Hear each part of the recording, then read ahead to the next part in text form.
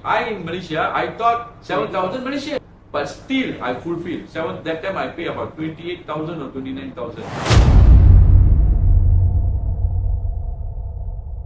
So dalam banyak-banyak yang pernah tolong ni, yang mana yang betul-betul still in your mind thinking? Oh banyak. Saya boleh cakap ada I can tell you one dekat Penang.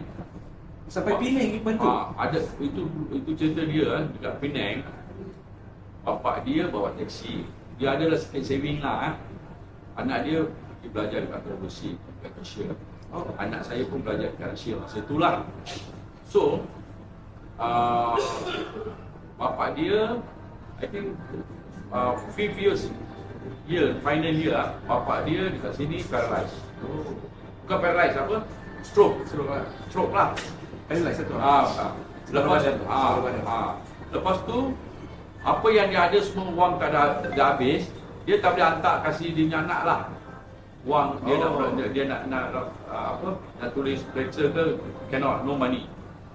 So anak saya dari Malaysia call saya, pasal dia kawan lah.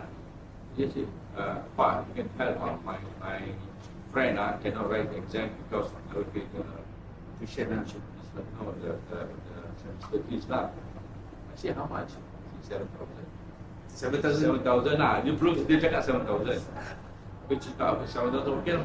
After few days, the son called me again. Pak, you don't want to send the money, when you want to send the money? I said, okay lah, 7,000, where to bank in or what to do with it.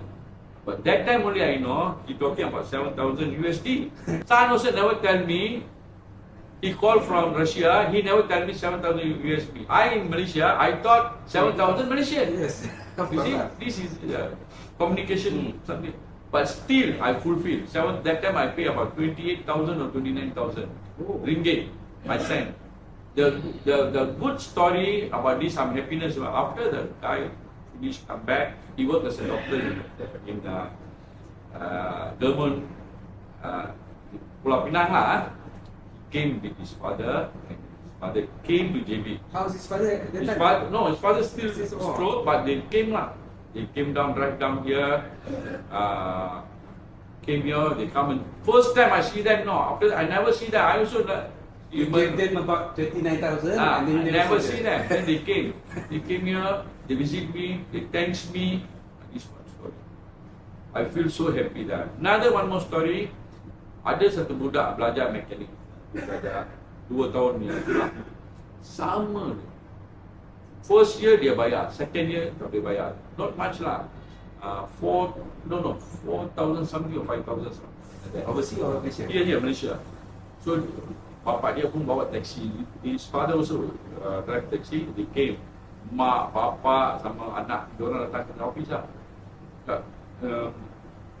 Dia minta, dia tunjuk surat semua, dia apa dia bayar, apa balance semua dia tunjuk. So, 4,000 something saya ingat. Okay, 4,000 something. Pergi belajar. Lepas belajar habis, dia sudah start kerja. Sama mak, bapa dia, anak semua datang ke office. Cakap anak dia dah settle, dah start kerja, sekarang dia orang ada wang. Dia nak return balik tu orang tau. Wah, saya tengok happy sekali. No, this one give your son to education only. You can give to other children. Dia cakap no. This I given to you. You take this money, you go further, anything you want to study more, you go to study. Then it's okay. But I'm very happy. Ada macam itu. Ada banyak budak yang keluar pergi pelajar, saya kasih laptop, saya kasih apa semua. Dia datang balik, dia thanks balik. Many lah macam itu cerita, saya boleh cakap lah. Dah nangis dah cerita. Sedih tau. Kita, orang yang bantu, dia bukan nak apa pun, dia tak terasa. Grateful lah, I feel so nice and very happy lah. That's it. Tanah kita cabang. Okay, sikit. Mr. Subang Kumar ni, saya kenal dia sejak saya jual kaki. Dia okay lah. Saya jual kaki 2009. Kita mula berkawan. Dia, masa tu dia ketua cabang Tebrau.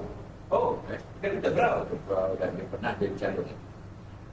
Untuk parti, dia berkorban terlalu banyak. Dia buat program untuk naikkan nama Tebrau. Macam-macam lah, ini bukan kita nak jaga, ini cerita reality yang kita tahu.